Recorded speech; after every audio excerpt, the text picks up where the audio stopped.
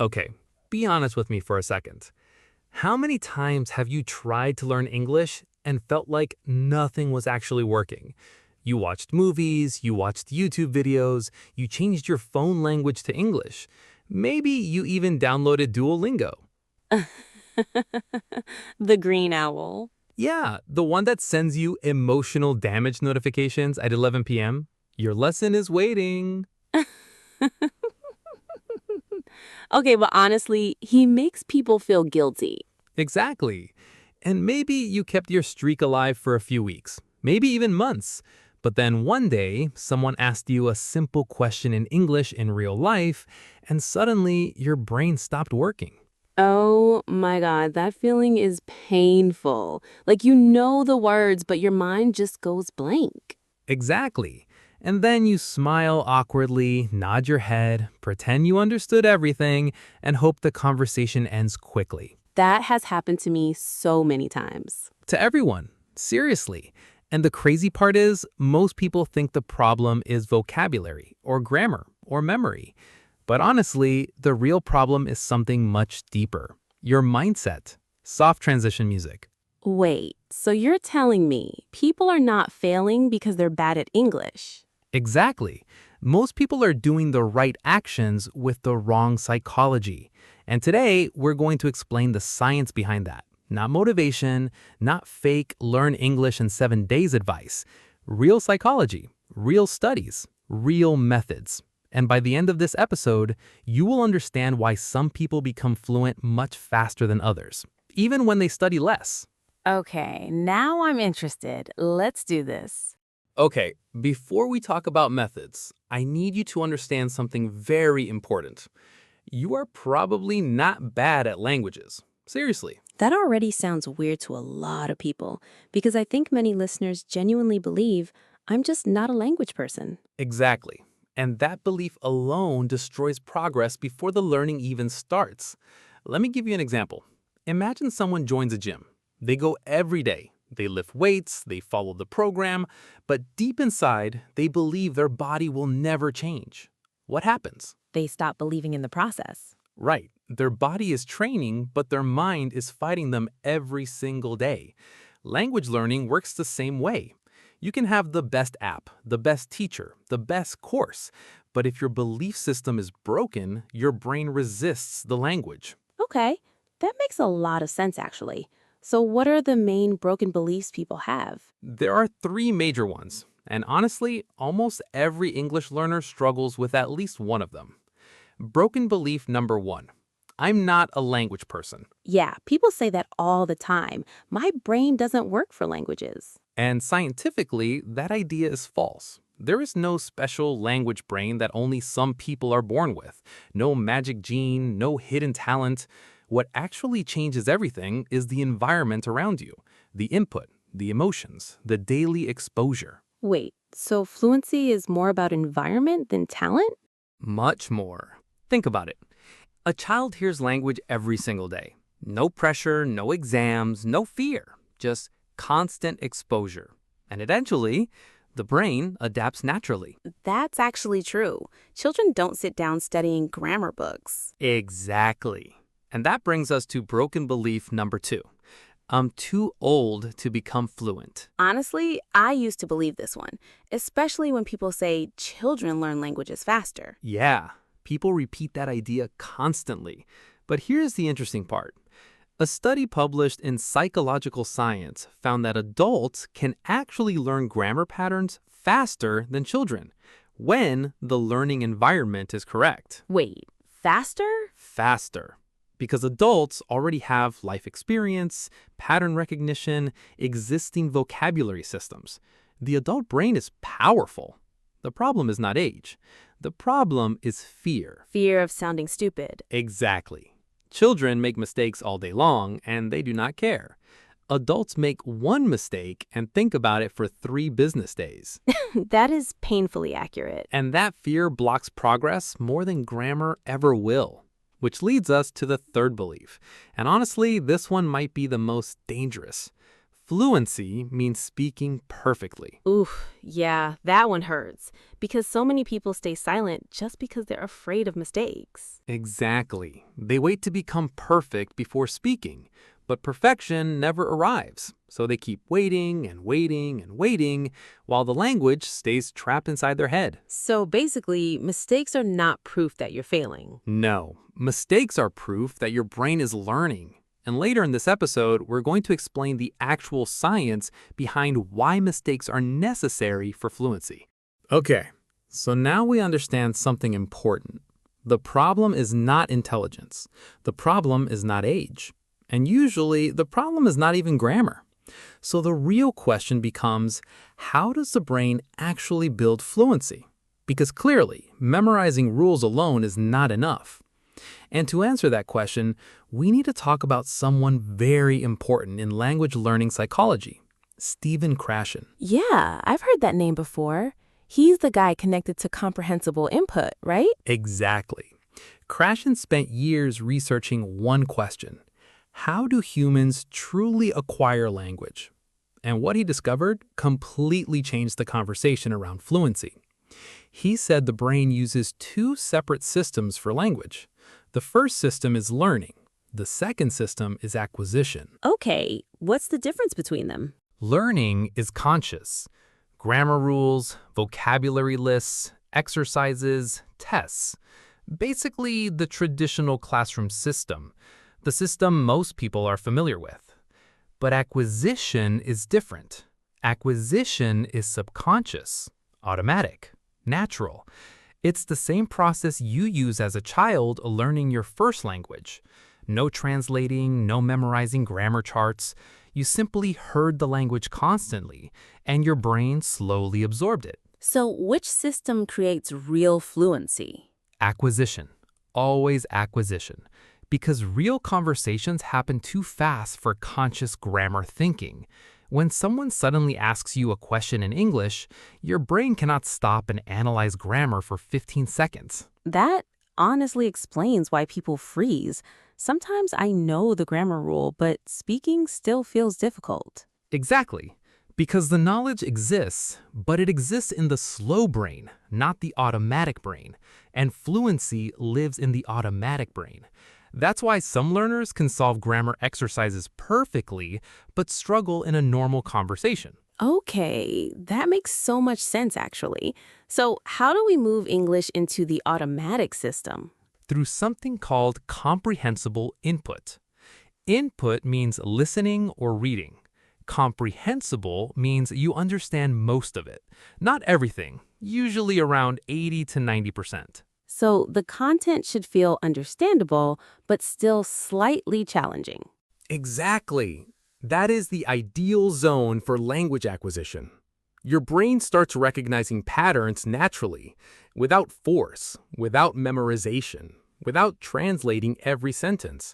And honestly, this is why some people become fluent from YouTube, games, movies, podcasts, even without formal English classes. That actually reminds me of someone I used to work with. His English sounded incredible. Exactly. That is the ideal zone for language acquisition. Your brain starts recognizing patterns naturally, without force, without memorization, without translating every sentence. And honestly, this is why some people become fluent from YouTube, games, movies, podcasts, even without formal English classes. That actually reminds me of someone I used to work with. His English sounded incredibly natural, but he never studied English seriously. And let me guess, he spent years consuming English content for fun. Exactly. Games, movies, YouTube videos. English was basically part of his daily life. That's acquisition. His brain received thousands of hours of relaxed exposure over time. No pressure, no fear, no constant self-judgment. And that brings us to the most important concept in this entire episode, the affective filter. Okay, that sounds scientific. The name sounds complicated, but the idea is actually very simple. Your emotional state affects how much language enters your brain. When you feel stressed, anxious, embarrassed, afraid of making mistakes, your brain builds a wall. Krashen called this wall the affective filter. So even if I'm hearing English correctly, my emotions might block the learning process itself. Exactly. That's why some anxious learners study for hours, but still improve slowly. Meanwhile, someone relaxed and enjoying English content naturally may acquire more language in less time because their filter is down, their brain is open. Honestly, that explains so much. English always feels easier when I'm relaxed and actually enjoying what I'm listening to. And now let's make this even more real, because I don't want this to sound like theory only. There's a well-known language learner named Benny Lewis. For a long time, he was not good at languages. He failed Spanish in school. He lived in Germany for months and still learned almost nothing. Wait, he lived in Germany and still didn't learn German? Exactly. Because just being surrounded by a language is not enough. If your fear is high, if your stress is high, if you are still treating the language like a school subject, your brain may block the process. So, exposure alone is not magic. The emotional environment matters too. Exactly. And then Benny changed one thing. He stopped waiting until he was ready. He started speaking from day one. Badly, imperfectly, with mistakes, but he used the language. He also surrounded himself with content and conversations that felt meaningful to him. Not boring textbooks, not pressure. Real use, real interaction, real life. And that changed everything? Yes. After changing his method and mindset, he started reaching conversational levels much faster. And the point here is not that everyone must copy his exact life. The point is this: same brain, different environment, different result. That's powerful because it means the issue is not, I can't learn English. It's more like, my current system is not helping my brain acquire English. Exactly. And this is why we have to talk about mistakes, because mistakes are the part most learners hate, but they are also the part your brain needs. Okay, this is the part I need because honestly, I understand English much better than I speak it. But when I want to speak, I'm scared I'll say something wrong. And that fear is extremely common. Your brain is trying to protect you. That is its job. If you once spoke English, made a mistake, and felt embarrassed, your brain remembers that moment. It says, speaking English equals danger. So next time, I avoid speaking. Exactly. And when you avoid speaking, you get less practice. And when you get less practice, your speaking does not improve. And when it does not improve, the fear becomes even stronger. That is the loop. So the goal is not to avoid mistakes, the goal is to stop treating mistakes like danger. Exactly. Because mistakes are not the opposite of fluency. Mistakes are part of the road to fluency. Think about children. A child does not wait until the sentence is perfect before speaking. A child speaks first, makes mistakes, hears the correct version again and again, and slowly adjusts. And nobody expects the child to speak perfectly from day one. Exactly. But adult learners are much harder on themselves. They want every sentence to be correct, every word to sound perfect, every accent to disappear.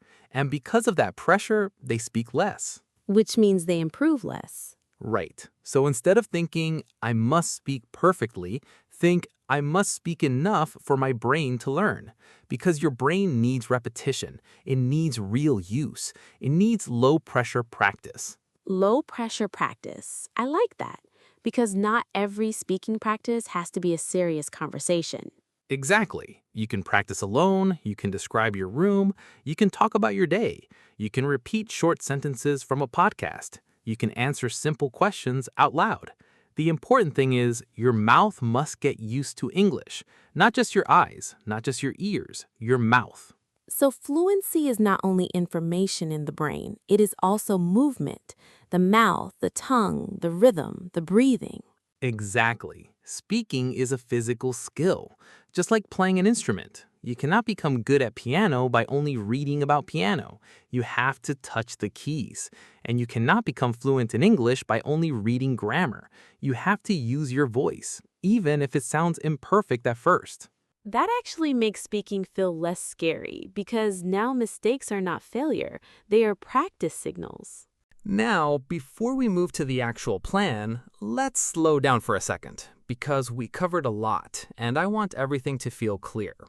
So far, we learned that most learners are not lazy, they are not stupid, and they are not bad at languages. Usually, they are using the right actions with the wrong belief system. Right, and the three broken beliefs were I'm not a language person, I'm too old, and I must speak without mistakes. Exactly, and all three of them are false.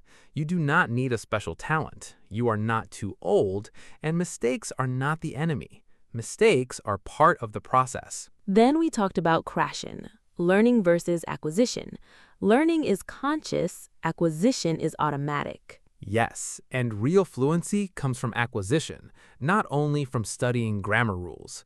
Because when real conversation happens, there is no time to check every rule in your head. And then we talked about the affective filter. When you feel stressed, your brain blocks the language. But when you feel relaxed, your brain absorbs more. Exactly. That is why the fastest way to speak English is not just study harder. It is create the right environment, lower the fear, get enough input, use your voice, and repeat every day. Okay, so now I think this is the question everyone wants. What should I actually do every day? Like, what is the simple plan? Okay, let's build the actual 30-day plan. Simple, realistic, and based on everything we talked about today. 3 phases, 30 to 45 minutes a day. That's it. Not 5 hours, not complicated schedules, just consistency in the right direction. Honestly, that already sounds less stressful than most language advice online. Because most people think intensity creates fluency, but consistency creates fluency. Okay, phase 1, days 1 to 10. I call this the absorb phase. Your only job during these 10 days is to consume English content you genuinely enjoy, around 20 minutes every day. That's it? No grammar exercises? No grammar exercises, no memorizing vocabulary lists, no stopping every 10 seconds to translate words.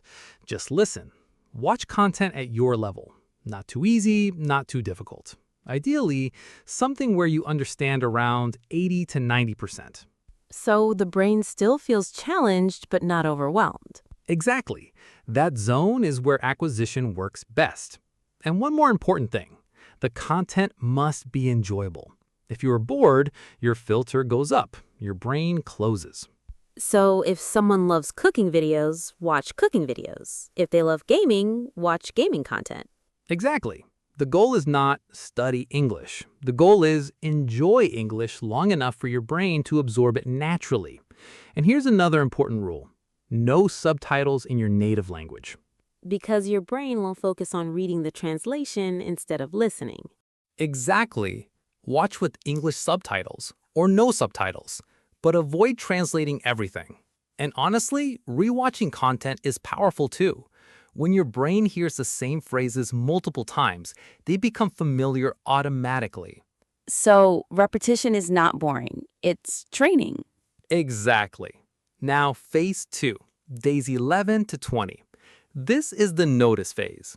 You still continue your 20 minutes of listening every day, but now you add shadowing. Okay, explain shadowing simply.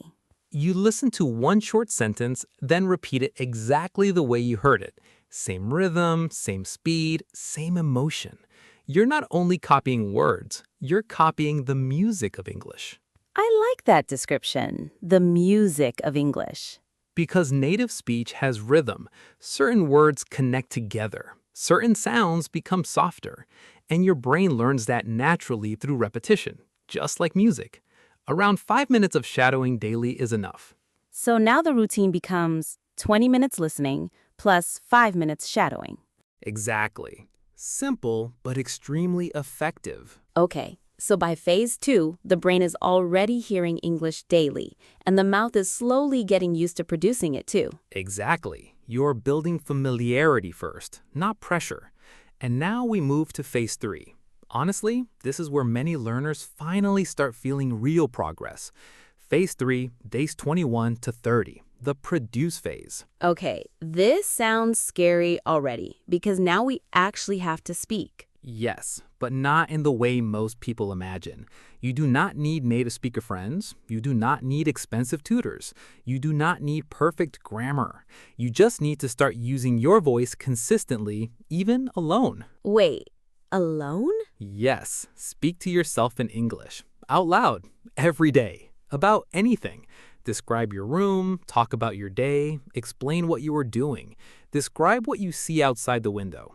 Anything. The topic is not important. The repetition is important. And the key is speaking out loud, not only thinking silently. Exactly. Because speaking activates different systems in the brain. Your mouth, your breathing, your rhythm, your muscle memory. Everything starts adapting together, and something interesting begins to happen. The phrases you repeated during shadowing start appearing automatically, without effort, without translating. So the brain slowly starts building a second automatic voice. Exactly. And that is what fluency really feels like. Not perfection, not advanced vocabulary, just faster automatic access to the language. Honestly, the full plan sounds much simpler than people expect. Because language learning became overcomplicated online. People think fluency requires massive courses, huge grammar books, or studying for 6 hours a day. But the brain usually learns best through consistency, low stress, daily exposure, and repetition. So if we simplify the whole system, the daily routine becomes listen, repeat, speak every day, even if it's only 30 minutes. Exactly. Listen, repeat, speak. That is the loop. And if you do this for 30 days, you may not become perfect, but something will change. English will start feeling less far away, less heavy, less scary. And I think that part is important because people hear 30 days and they imagine magic results. Right. This is not magic. This is training. 30 days will not give you perfect English, but it can give you momentum. And momentum is powerful. Because once you feel progress, you want to continue. Exactly. And the goal is not to finish 30 days and stop. The goal is to build a system you can repeat again and again until English becomes part of your normal life. But before we close, there's one more fear we need to talk about. And honestly, many learners don't say it out loud. The accent? Exactly. A lot of people are not only afraid of mistakes, they are afraid of how they sound. They think, what if my accent sounds strange? What if people judge me? What if I don't sound native? I think almost every learner feels that at some point. Yes, but here's the truth. Your accent is not a failure. Your accent is proof. Proof that you speak more than one language. Proof that your brain learns something difficult. Proof that your voice carries a story. That is actually beautiful because the goal is not to erase your identity. The goal is to speak clearly and confidently. Exactly. Work on clarity. Work on rhythm. Work on pronunciation. But do not hate your voice. Your accent is not something to be ashamed of. It is evidence that you are learning. And honestly, that makes the journey feel much lighter. Exactly. And now I want you to imagine something.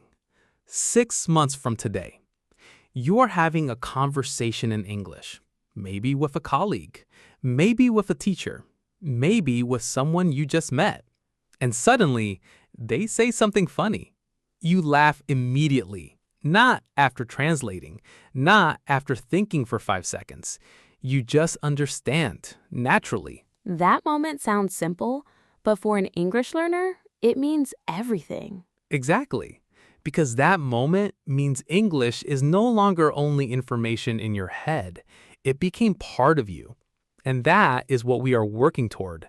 Not perfection, not memorizing every word, not sounding like someone else, just reaching the point where English feels natural. And the way to get there is not complicated. Right. Absorb, notice, produce. Listen to content you enjoy. Repeat the rhythm. Speak out loud every day. Lower the fear. Make mistakes. Start again when you miss a day. Because fluency is not one perfect day, it is many small days, repeated again and again. And honestly, that is the biggest thing we hope you remember after this episode. You do not need to become perfect before you start. You just need to move in the right direction consistently. A little listening every day, a little speaking every day, a little courage every day. And slowly, your brain changes. So, if you've been feeling stuck with English, maybe this is your sign to stop fighting the language and start living with it instead. Exactly. And if this episode helped you even a little, we want you to do one thing. Go to the comments and tell us honestly which broken belief was affecting you the most. I'm not a language person. I'm too old. Or I'm afraid of mistakes. We genuinely read your comments, and honestly, seeing other learners struggling with the same fears reminds people they are not alone. Exactly. And if you're starting the 30-day challenge, subscribe and stay with us, because we're building this channel for people who want to learn English naturally, without pressure, without fake shortcuts, and without feeling ashamed while learning.